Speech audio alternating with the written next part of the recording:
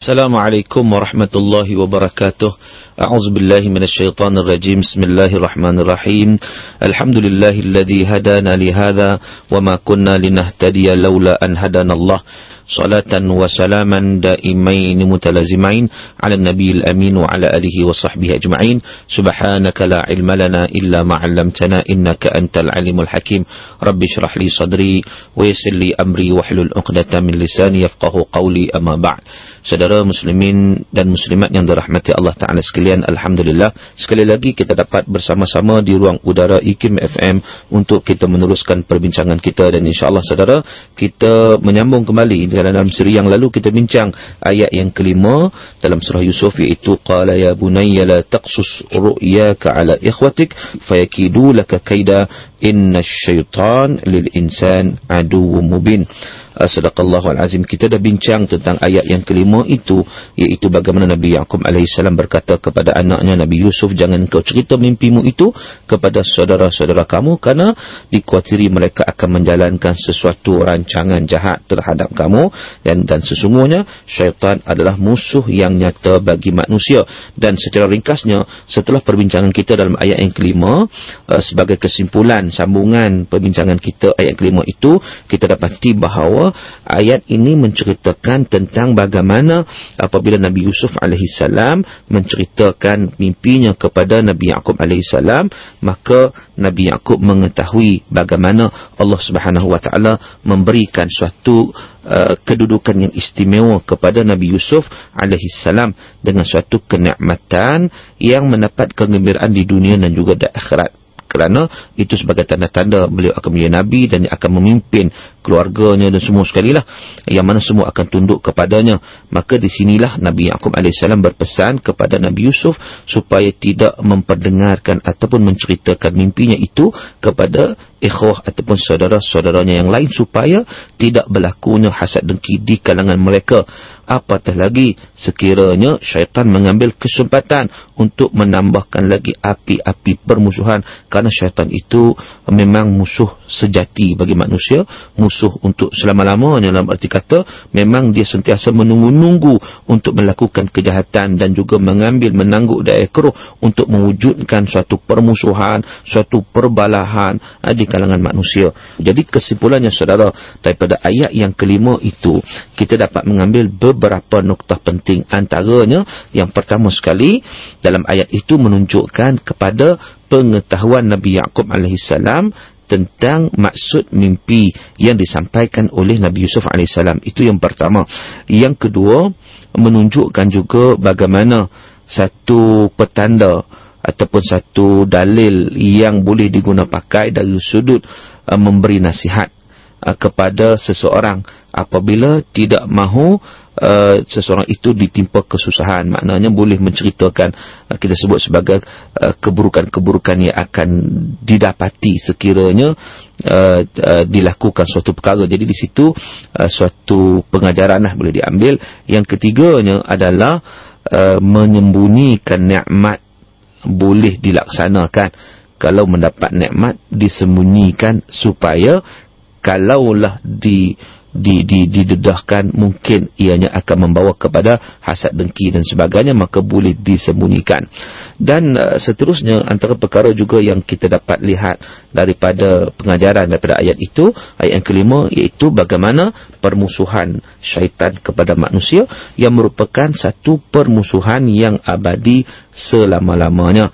Dan antara tipu daya syaitan kepada manusia adalah ia cuba untuk mewujudkan permusuhan antara manusia, sama ada di kalangan adik-beradik, waris, terutama di kalangan keluarga sendiri pun. Macam hari ini berlaku, kadang-kadang dua beradik bergaduh hanya kerana harta. Ini semua kerana kadang-kadang syaitan dicuba mewujudkan permusuhan itu supaya manusia itu berada di dalam kerugian yang amat-amat nyata. Dan satu pengajaran juga kepada ketua-ketua keluarga dalam ayat kelima ini, bagaimana tengok Nabi Yaqub AS begitu prihatin.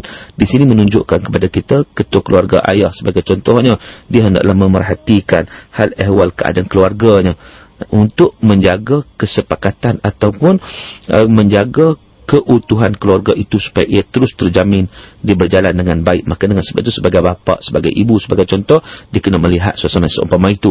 Maka di sini kita lihat Nabi Yaqub AS berperanan dari sudut dia melihat supaya tidak berlakunya perbalahan ataupun hasad dengki ataupun sesuatu yang boleh merenggangkan di kalangan adik-beradik. Saudara yang dirahmati Allah, dan seterusnya antara pengajaran yang kita dapat daripada ayat kelima ini ia adalah menjadi kewajipan kepada umat Islam untuk kita beristi'azah, memohon perlindungan Allah Subhanahu wa taala daripada gangguan-gangguan syaitan. Fasta'iz billah, dan kita memohon perlindungan Allah Subhanahu wa taala daripada was-was syaitan yang cuba mewaswaskan ataupun menyatakan atau membisikkan suatu buruk yang buruk dalam diri manusia dengan menggambarkan seolah-olah ianya sesuatu perkara yang baik. Jadi itu antara perkara-perkara yang kita dapat ambil, yang dapat kita lihat daripada ayat yang kelima. Dan saudara, insya-Allah kali ini kita nak sambung pada ayat yang keenam, iaitu firman Allah Ta'ala, a'udzubillahi minasyaitonirrajim, wa kadzalika yajtabika rabbuk wa yu'allimuka min ta'wilil ahadits wa yutimmu ni'matahu 'alaik wa 'ala ali Yaqub كما أتمها على أبويك من قبل إبراهيم وإسحاق إن ربك عليم حكيم. Sadaqallahul azim. Itu ayat yang keenam sebagai sambungan pada ayat kelima. Maksudnya saudara, yang keenam, dan demikianlah caranya Tuhanmu memilihmu dan akan mengajarmu takbir mimpi serta akan menyempurnakan nikmatnya kepadamu dan kepada keluarga Yaqub sebagaimana Allah telah menyempurnakannya kepada nenek moyangmu dahulu, iaitu Ibrahim dan Ishak. Sesungguhnya Tuhanmu maha mengetahui lagi maha bijaksana. Baik, jadi dalam ayat ini saudara, ayat yang keenam ini, kita melihat beberapa perkara yang kita dapat mengambil pengajaran dan juga periktibaran. Yang pertama sekali, ada beberapa perkara berita gembira ataupun sesuatu kegembiraan yang disampaikan oleh Allah Subhanahu wa taala dalam ayat ini. Itu yang pertama sekali, wa kadzalika yajtabika rabbuk. Itu yang pertama. Maksudnya, dan demikianlah caranya Tuhanmu memilihmu. Maknanya disebut dalam tafsir Al-Maraghi, sebagaimana Tuhanmu telah memperlihatkan kepadamu bintang-bintang, matahari dan bulan yang sujud kepadamu, demikian juga Dia memilihmu dari kalangan keluarga kamu dan sebagainya untuk menerima amanah Allah Subhanahu wa taala. Kamu akan dilengkapi dengan pelbagai kemuliaan yang datang tanpa usaha daripadamu, lalu kamu menjadi orang yang terpilih di kalangan hamba-Nya. Maknanya Nabi Yusuf alaihissalam ini dipilih oleh Allah Subhanahu wa taala, pilihan khusus untuk dijadikan sebagai nabi. Jadi ini satu berita gembira. Di sini kita lihat antara apa yang disebut oleh Imam Al-Mawardi dalam ayat ini, iaitu wa kadzalika yajtabika, itu dan demikianlah caranya Tuhanmu memilihmu, itu iaitu Al-Imam Mawardi dalam kitab tafsir beliau menyatakan maksud daripada wa kadzalika yajtabika rabbuk, demikianlah Tuhanmu memilih kamu, itu mempunyai tiga pengertian atau tiga pandangan. Iaitu maksud pemilihan Allah itu, yang pertamanya adalah dengan dipilih dari sudut Nabi Yusuf ini cantik dari sudut akhlak dan juga cantik dari sudut rupa paras. Pemilihan dari sudut itu. Yang keduanya adalah bermaksud iaitu dipilih dalam keadaan Nabi Yusuf itu meninggalkan segala usaha-usaha untuk membalas dendam terhadap apa yang dilakukan kepada baginda. Dan yang ketiganya, maksud dipilih itu adalah merujuk kepada pemilihan sebagai Nabi. Jadi di situ antara disebut Imam Mawardi menunjukkan bahawa antara kenikmatan ataupun satu berita gembira yang Allah Ta'ala bagi tahu tentang bagaimana Nabi Yusuf alaihissalam dipilih oleh Allah Subhanahu wa taala, antara lain adalah sebagai suatu merealisasikan mimpi yang telah dimimpi oleh Nabi Yusuf itu, antaranya adalah sebagai nabi yang diutus oleh Allah Subhanahu wa taala dengan satu pilihan yang khusus berbanding dengan orang yang lain. Baik, itu yang pertama saudara yang dirahmati Allah Ta'ala sekalian. Dan yang keduanya, kalau kita lihat dalam ayat ini disebut wa yu'allimuka min ta'wilil ahadits, iaitu dan akan mengajarmu takbir mimpi. Jadi di sini ada satu berita gembira yang kedua, iaitu wa yu'allimuka min ta'wilil ahadits.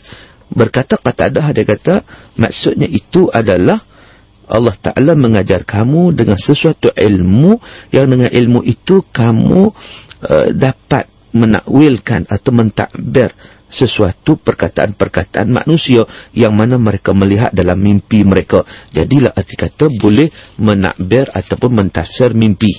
Dan begitu juga apa yang disebut, yang diriwayatkan daripada Mujahid, begitu juga. Dan berkata Ibn Zaid, dia kata menakwilkan atau mentafsirkan perkataan itu adalah merujuk kepada ilmu dan juga hikmah, mempunyai ilmu dan juga kebijaksanaan. Dan Yusuf merupakan orang yang diberikan kepada beliau itu ilmu dan hikmah, yang mana beliau mampu untuk mentakbir mimpi-mimpi ataupun sesuatu yang ada pada manusia yang lain. Dan berkata juga Al-Mawardi bahawa dia kata dimaksudkan takwilul ahadis itu, takbir mimpi itu juga merujuk kepada mengetahui akibat sesuatu perkara yang berlaku.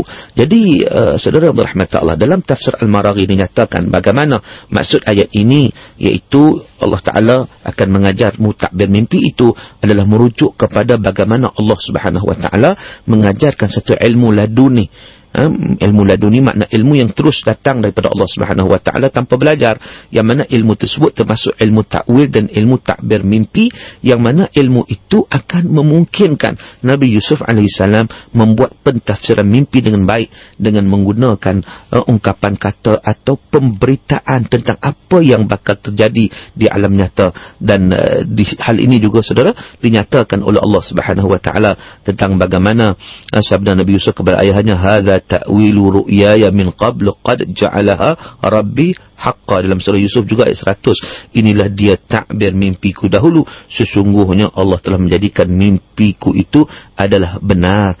Jadi di situ menunjukkan itu satu kurniaan daripada Allah Subhanahu Wa Ta'ala kepada Nabi Yusuf dengan memberinya ilham, pengetahuan, firasat secara khusus mengenai mimpi itu ataupun sesuatu ilmu yang lebih umum daripada itu.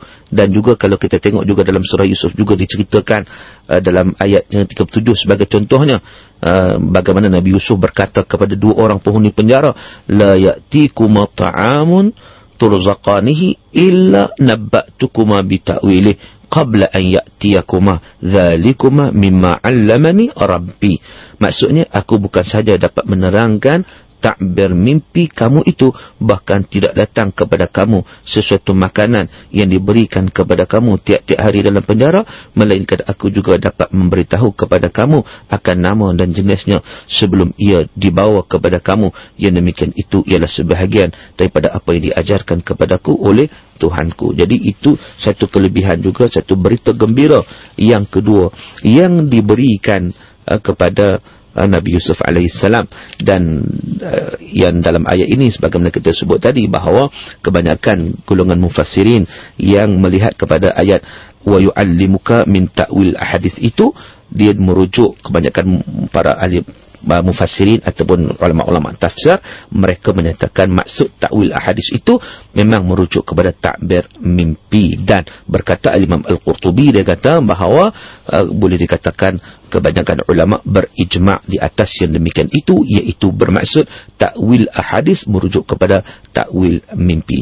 Saudara yang dirahmati Allah Subhanahu Wa Ta'ala sekalian, dan berkata Imam Abu Su'ud sebagaimana juga yang disebut oleh Imam Syekh Az-Zamakhsyari dalam kitab tafsir beliau, yang menyatakan juga bahawa yang bermaksud takwil ahadis itu memang takbir mimpi, kerana takbir mimpi yang baik ataupun sesuatu yang datang daripada malaikat itu benar. Tetapi kalaulah ianya datang daripada syaitan, sesuatu tidak benar. Tetapi ini datang daripada sesuatu yang benar, yang datang oleh Allah Subhanahu Wa Ta'ala, dan yang datang daripada malaikat dan sebagainya, itu satu perkara yang benar, takbir mimpi yang benar. Saudara yang dirahmati Allah Subhanahu Wa Ta'ala sekalian, dan kita lihat juga bagaimana disebut dalam ayat ini, iaitu wa yu'allimuka min ta'wilil ahadits. Satu perkara yang boleh dilihat dari sudut perkataan wa yu'allimuka min itu daripada apa maksud daripada di situ? Daripada di situ bermaksud litab'id. Litab'id ni maknanya adalah sebahagiannya. Dalam arti kata, kemampuan yang ada pada Nabi Yusuf itu mentadbir mimpi itu bukan keseluruhannya, tidak. Sebahagiannya kerana apa? Kerana tidak akan melibatkan semua sekali, kerana adalah di bawah pengetahuan Allah Subhanahu Wa Ta'ala. Jadi kebolehan Nabi Yusuf ini adalah dalam ruang lingkup yang dibenarkan oleh Allah Azza wa Jalla. Sedangkan perkara-perkara yang wujud ini sebenarnya lebih besar daripada itu, yang semuanya itu adalah di bawah kekuasaan ataupun pengetahuan Allah Azza wa Jalla. Saudara yang dirahmati Allah Ta'ala sekalian, itu perkara yang kedua. Manakala apakah perkara yang ketiga? Al-Basharatu Thalithah, berita gembira ini disampaikan dalam ayat ini, perkara yang ketiga. Untuk mengetahui perkara yang ketiga, insya-Allah saudara, kita akan sambung pada seri akan datang. Hingga kita bertemu di lain siaran, saya sudahi dulu dengan aqulu qauli hadza wa astaghfirullahal azim li wa lakum. Wabillahi taufiq wal hidayah. Assalamualaikum warahmatullahi wabarakatuh.